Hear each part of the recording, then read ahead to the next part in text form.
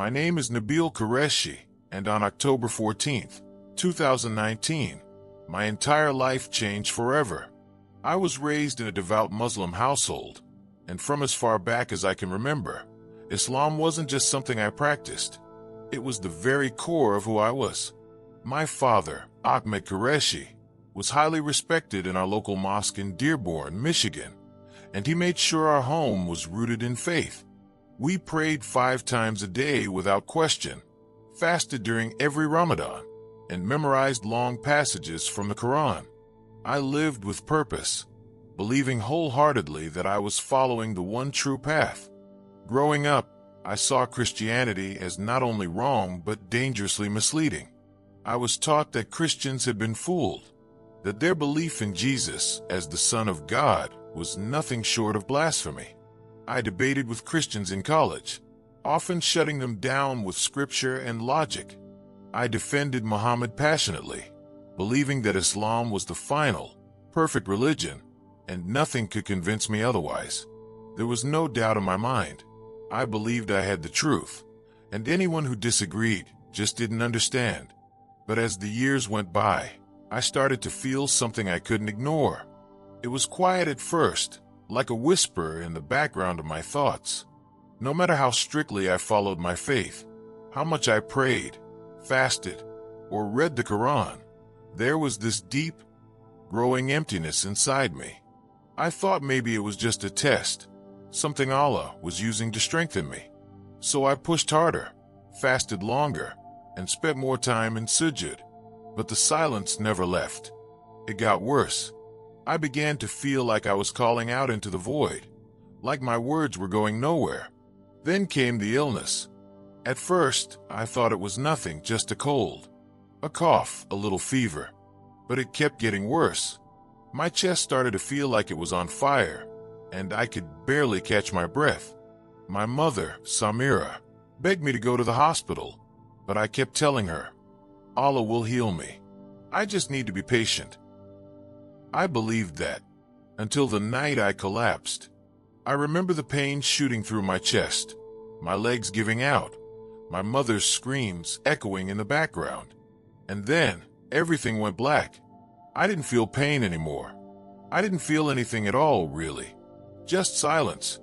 At first, I thought maybe I had passed out. But then I started seeing things that didn't make sense. I was no longer in my body.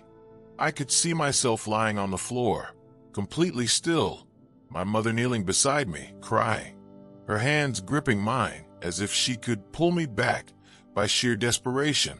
My father was on the phone, shouting for help, and my little brother stood frozen in the hallway, tears running down his face. But I couldn't speak. I couldn't move. I was there, but I wasn't. Then something happened that I still don't have the words to fully explain. I started being pulled, not like someone grabbing my arm, but like my whole self was being drawn into something. It was dark, darker than anything I'd ever seen. It wasn't just the absence of light. It felt alive, almost like it was pressing in on me from every direction. I felt fear in a way I never had before. Not fear of death. This was deeper. It was like I was being separated from everything good, everything warm, everything safe. I remembered the Islamic teachings about what happens after death, about the angels that come to question you, the grave, the judgment. But none of that was happening. There was just this terrifying, heavy darkness. And then, in the distance, I saw something. A light. At first, it looked like a single candle, tiny, almost too far to make out. But it didn't stay that way. It started to grow, and with it came something I hadn't felt in what seemed like forever: peace. Not just comfort, but real, living peace. The kind that wraps around your soul and quiets every storm inside you. And then I heard my name, not in a way that echoed or shouted, but in a voice that felt like it had known me forever. Nabil. That voice wasn't harsh. It wasn't loud, but it carried a weight I couldn't ignore: love, power, and something else: authority. As the light grew, a figure stepped forward. I couldn't see his face right away, But even before I could make out the details, I knew who it was. Everything in me, my thoughts, my emotions, even the parts of me I didn't understand, all said the same thing. This is Jesus. And I froze. My whole life I had been taught he was just a prophet, a good man, sure, but not God, not someone to be worshipped, not someone I needed. But now, standing in front of him, my soul knew something my mind had never accepted. I wanted to turn away, to deny what I was feeling, but I couldn't. I couldn't take my eyes off him. His presence was overwhelming, not in a way that crushed me, but in a way that exposed everything inside of me. It was like he could see right through me, into the deepest parts of who I was.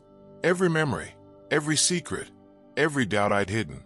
I felt completely undone, like there was nowhere to hide.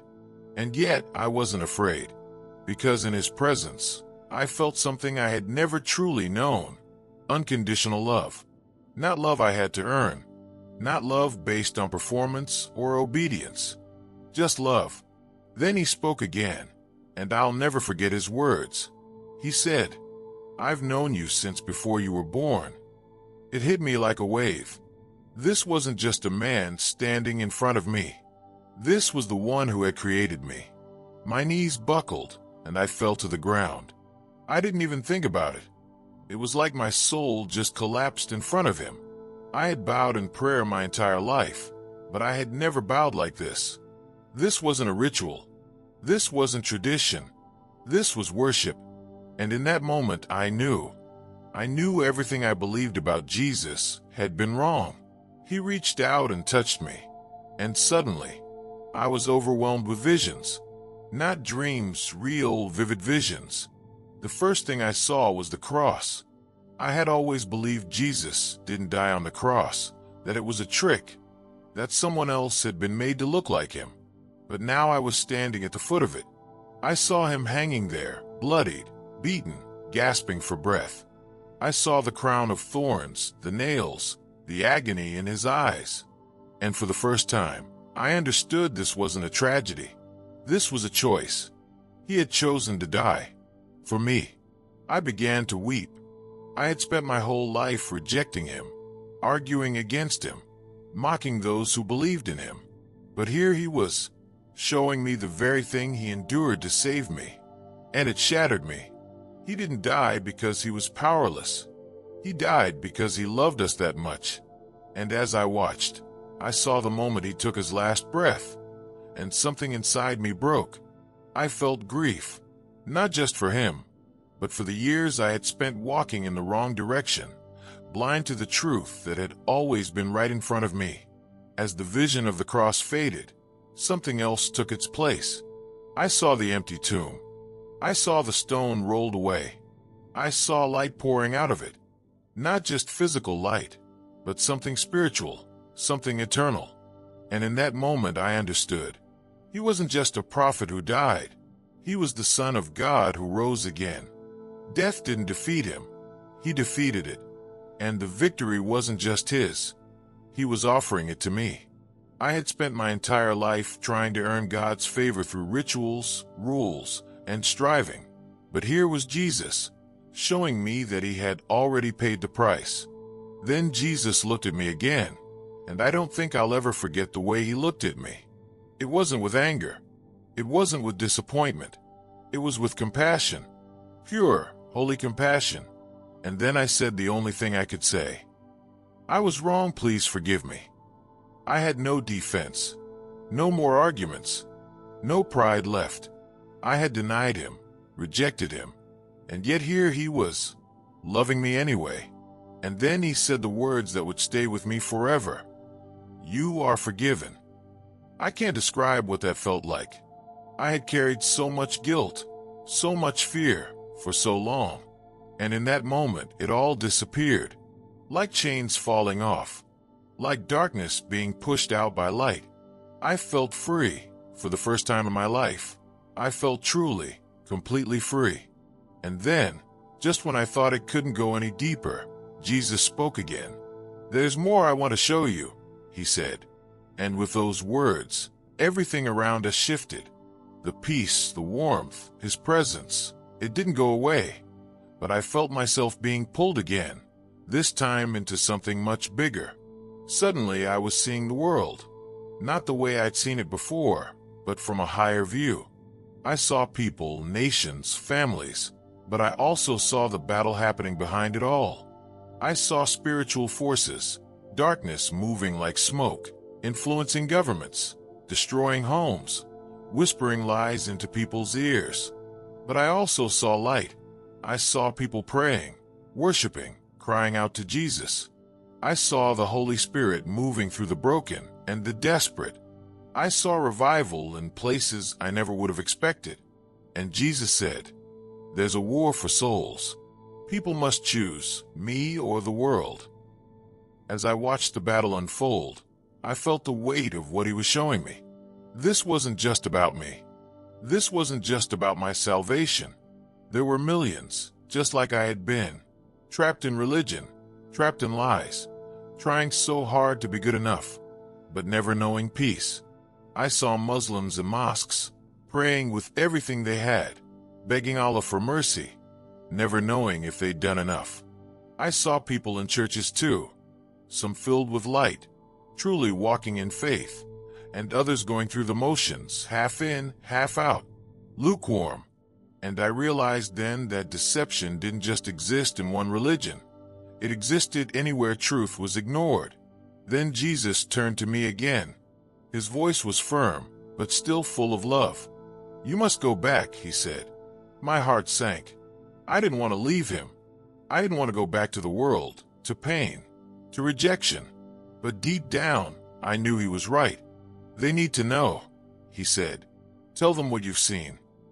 I looked at him one last time, trying to hold on to everything I was feeling, the peace, the presence, the love. And then I felt myself being pulled again, this time faster, heavier, like I was being dropped from heaven straight back into the chaos. My eyes shot open. I gasped, choking on air as doctors shouted around me. My mother screamed my name, sobbing as she gripped my hand. I was alive, back in my body, back in the hospital, but I was not the same, not even close. Something had happened that no one around me could explain, but I knew. I remembered every second, every word, every tear, every moment in the presence of Jesus. And now, I had to tell the truth. I sat up, weak and shaking, and I told them, I saw Jesus. At first, they thought I was confused.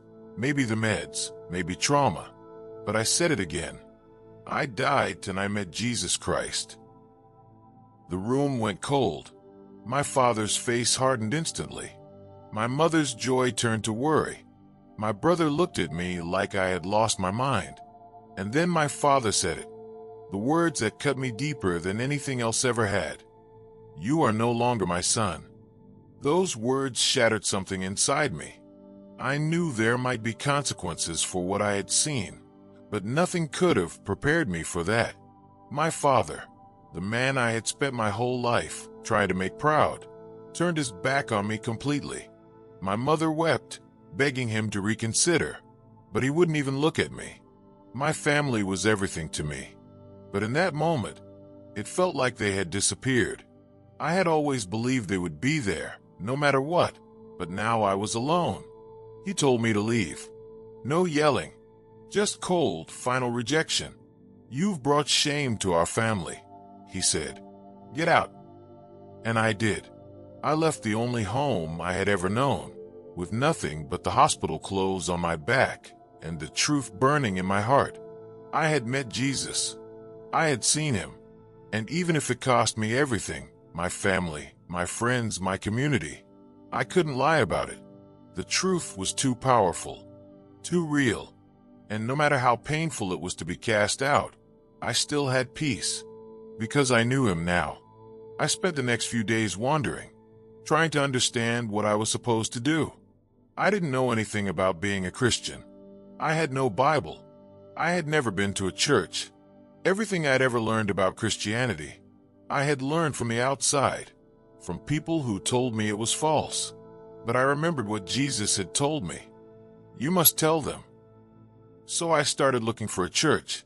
I walked into one small building downtown, scared out of my mind, unsure if anyone would believe me. But the moment I stepped inside, I felt something I hadn't felt since I left Jesus' presence. That same peace, that same warmth. A pastor greeted me. His name was Pastor Greg Mathis, and when I told him I needed to talk, he brought me into his office right away. I was nervous, shaky, unsure of how to even start, but then the words just came. I told him everything: the darkness, the light, the voice, the vision of the cross, the love, the forgiveness. I expected confusion, maybe even doubt, but instead, he reached across the table, took my hand, and with tears in his eyes said, "Welcome home." He looked at me and said, "You're ready." I didn't even know what that meant yet, but I would soon. He explained what baptism was, not just a ritual, but a declaration, a public way of saying, "I belong to Jesus now." My heart pounded as I followed him to the baptismal pool. Part of me was still scared, scared of what people would say, scared of how much I'd already lost. But another part of me, a much deeper part, felt like I was finally stepping into who I was always meant to be. I thought of my father's face when he told me to leave. I thought of all the prayers I'd whispered into silence. And then I thought of Jesus, the way he looked at me, the way he forgave me. That's who I was doing this for. The water was cold, but the moment I went under, it felt like 1,000 pounds were lifted off of me. Like every mistake, every doubt, every chain I'd carried was gone. And when I came up, I knew I was new. Not just different, new. The past was still part of my story, but it no longer defined me. What defined me now was the cross, the love that met me in the dark, the Savior who called my name. I wasn't a former Muslim. I wasn't disappointed. I wasn't alone. I was a child of God. Things didn't get easier after that. In fact, in many ways, they got harder. I was still rejected by my family. Most of my friends cut me off. Some people tried to argue me out of my experience, calling it a delusion, a betrayal, a lie. But no one could take away what I had seen, what I had felt, what I knew to be real. Jesus changed my life, not through a book, not through religion, but through a real, personal encounter that I will never, ever forget. That's why I'm sharing this. Not because I want attention, not because I have all the answers, but because someone else out there might be where I was, trying so hard to earn something that can only be received. If that's you, I want you to hear this. Jesus is real. He's not far away. He's not waiting for you to get everything right. He's already reaching out. He already loves you. He's already calling your name, just like he called mine. And when you answer, your life will never be the same. If this testimony touched you in any way, please share it with someone who needs to hear the truth. Like the video, subscribe for more real stories, and leave a comment if you're seeking, questioning, or if you've experienced something similar. You're not alone, and you are deeply loved.